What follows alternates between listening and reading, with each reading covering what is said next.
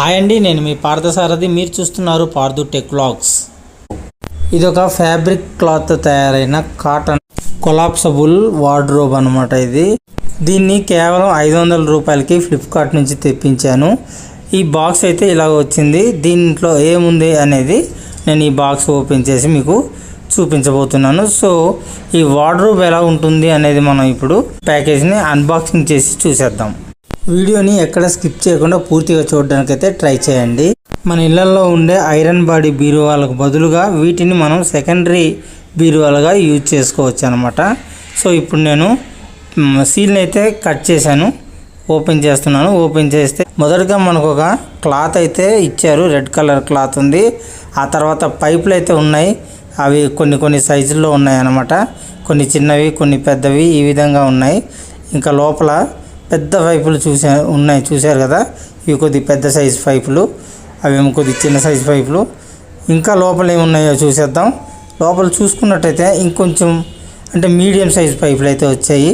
ఇక ఫైనల్గా మనకు వైట్ కలర్ ప్లాస్టిక్ గొట్ట చిన్న స్టాండ్స్ లాంటివి వచ్చాయి అన్నమాట. బాక్స్ని పక్కన పెట్టేద్దాం. ఇప్పుడు క్లాత్ ఎలా ఉందనేది చూద్దాం. దీని క్వాలిటీ చూసుకున్నట్టయితే పర్వాలేదు, బాగానే ఉంది. ఫ్యాబ్రిక్ క్లాత్ అనమాట, కాటన్ టైపు. అంటే వాటర్ ఒకవేళ పడినా సరే జారిపోతుంది, తడవదు అనమాట. ఈ జిప్పులు ఇచ్చారు, రెండు పక్కల 2 జిప్పులు అయితే ఇచ్చారు.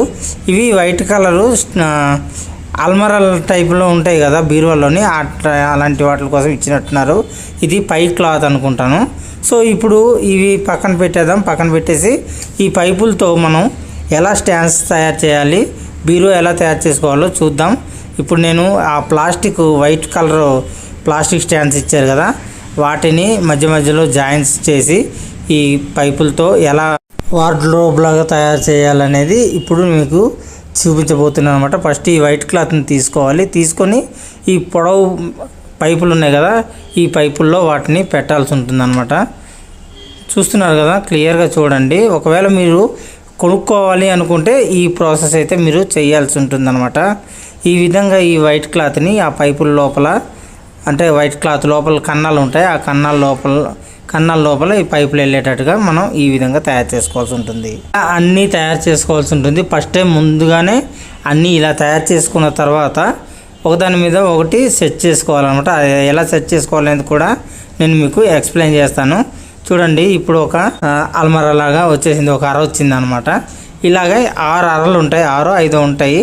ఈ 5 అరలని మనం చూడండి, క్లియర్గా చూడండి. ఇగో నేను ముందుగానే తయారు చేశాను. ఈ విధంగా అన్ని అరలని ఎలా తయారు చేసుకోవాలన్నమాట. తయారు చేసుకొని ఇప్పుడు ఈ చిన్న సైజు గొట్టాలని ఈ విధంగా పెట్టుకోవాల్సి ఉంటుందన్నమాట. పెట్టుకొని అప్పుడు ఒకదాని మీద ఒకటి అరలాగా పెట్టుకోవాల్సి ఉంటుందన్నమాట. చూస్తున్నారు కదా, వీడియోలో క్లియర్గా నేను చూపించాను. ఈ విధంగా పెట్టుకోవాల్సి ఉంటుందన్నమాట.